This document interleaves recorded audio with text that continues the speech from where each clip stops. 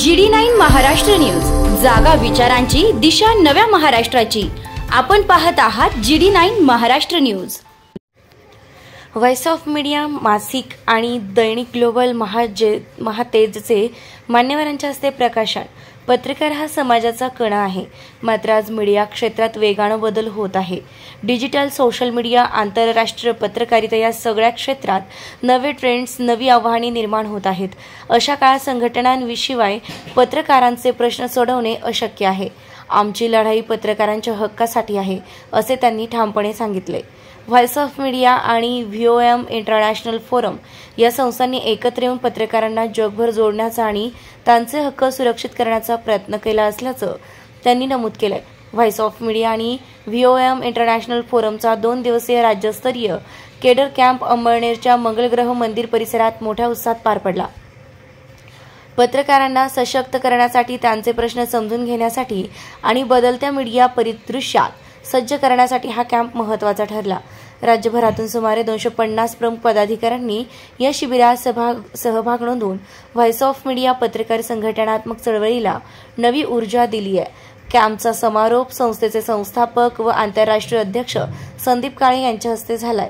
कॅम्पच्या 2 दिवसात पत्रकारितेतील बदलते पैलू, आंतरराष्ट्रीय स्तरावरील आव्हाने, संघटनांच्या गरजा आणि व्हॉइस ऑफ मीडिया तसेच VOM इंटरनॅशनल फोरमने केलेले प्रयोग यावर सखोल विचार मंथन झालंय। प्रदेशाध्यक्ष अनिल म्हस्के यांनी तळागाळातील पत्रकारांना प्रशिक्षण देण्याची गरज अधोरेखित केली। महिला पत्रकारांचे प्रश्न, स्थानिक पत्रकारांची आव्हाने, डिजिटल युगातील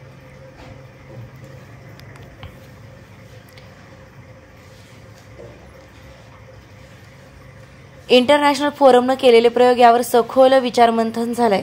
प्रदेश अध्यक्ष अनिल म्हस्के यांनी तळागाळातील पत्रकारांना प्रशिक्षण देण्याची गरज अधोरेखित केली आहे। महिला पत्रकारांचे प्रश्न, स्थानिक पत्रकारांची आव्हाने, डिजिटल युगातील कौशल्ये, आंतरराष्ट्रीय नेटवर्किंग, पत्रकारांसाठी आरोग्य विमा व कायदेशीर मदत या मुद्द्यांवर ठोस चर्चा करण्यात आली आहे। प्रमुख मान्यवर म्हणून उपस्थित असलेले ज्येष्ठ पत्रकार विश्वास देवकर यांनी पत्रकारिता बदलत्या काळानुसार कशी विकसित व्हावी यावर सखोल विवेचन केलंय। त्यांनी स्पष्ट केलं की आज पत्रकारिता तसेच अनेक पातळ्यांवर बदलत आहेत। फक्त वृत्त देण्यापलीकडे जाऊन समाजाच्या विचारांना दिशा देणं, जबाबदार संवाद घडविणे आणि नवे प्रयोग करणे ही काळाची मागणी आहे। पत्रकारितेला नवा आकार देण्यासाठी संघटनात्मक प्रयत्नांची गरज असल्याचंही त्यांनी अधोरेखित केलंय। यावेळी मान्यवरांच्या हस्ते व्हॉइस ऑफ मीडिया मासिक दैनिक ग्लोबल महातेजचा प्रकाशन सोहळा पार पडला। व्हॉइस ऑफ मीडियाच्या उर्दू विंगचे राष्ट्रीय अध्यक्ष नदवी कपिल पवार आदी मान्यवर उपस्थित होते। 2 दिवस चाललेल्या शिबिरात संदीप काळे यांच्यासह वरिष्ठ पदाधिकारी, क्षेत्रीय संघटन आणि मीडिया अभ्यासकांनी मार्गदर्शन केलंय। या कॅम्पचं उत्कृष्ट नियोजन संयोजक दिगंबर महाले, अंमळनेर शाखा व voice of media core committee महाराष्ट्रानं केली आहे। संदीप काळे या सर्वांनी उपस्थितांचे आभार मानून राष्ट्रगीतानं कार्यक्रमाचा समारोप करण्यात येऊन पुढील उपक्रमांची रूपरेषाही मांडली आहे। GD9 न्यूज महाराष्ट्रासाठी गजानन देशमुख, अंमळनेर, जळगाव।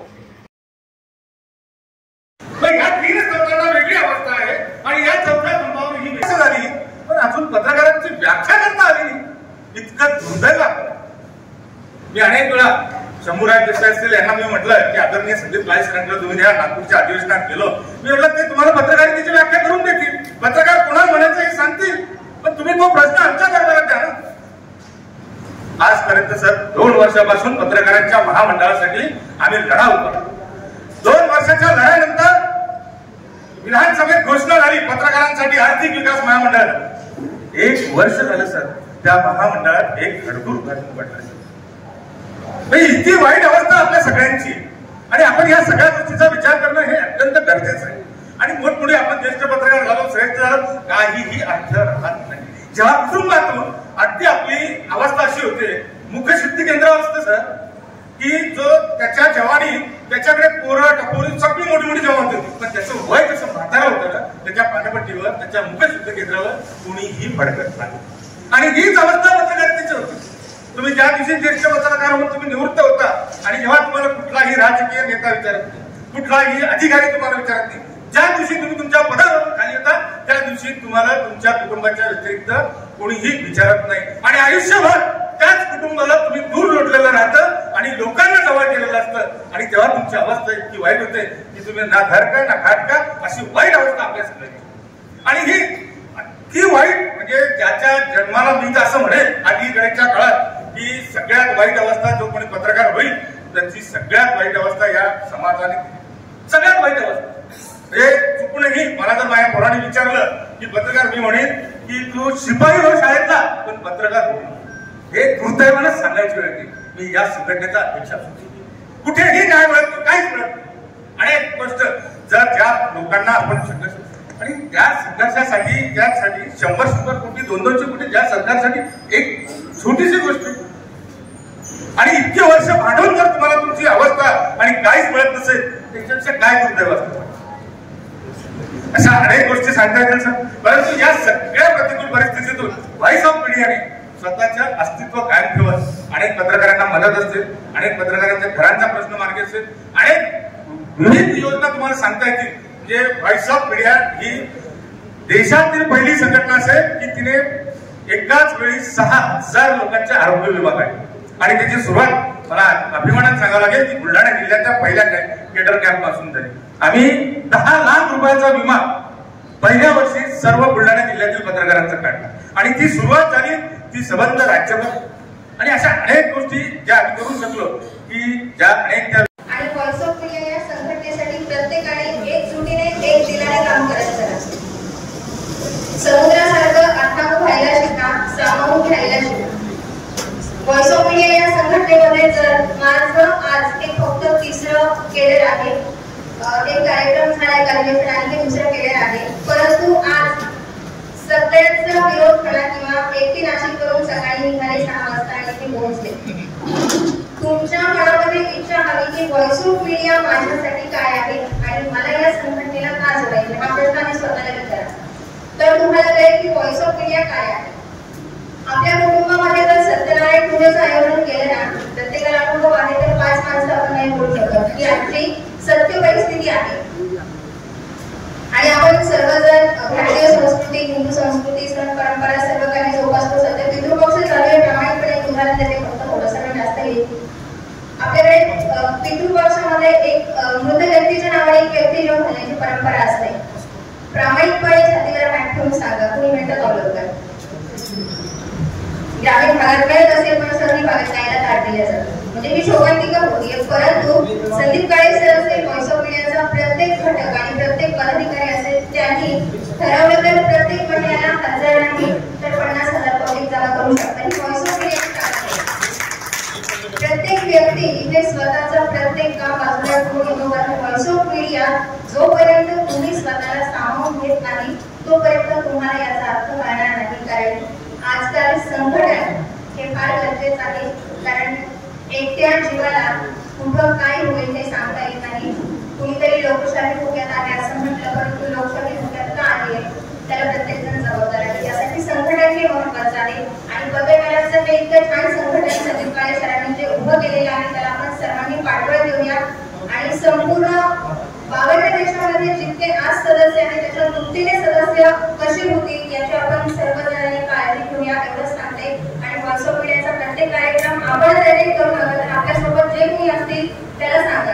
थोडक्यात एक नैतिकतेचं उदाहरण देते की जोपर्यंत तुमच्या डोक्यावर कोणाचा हात नसेल तोपर्यंत तुम्ही प्रगती करू शकत नाही.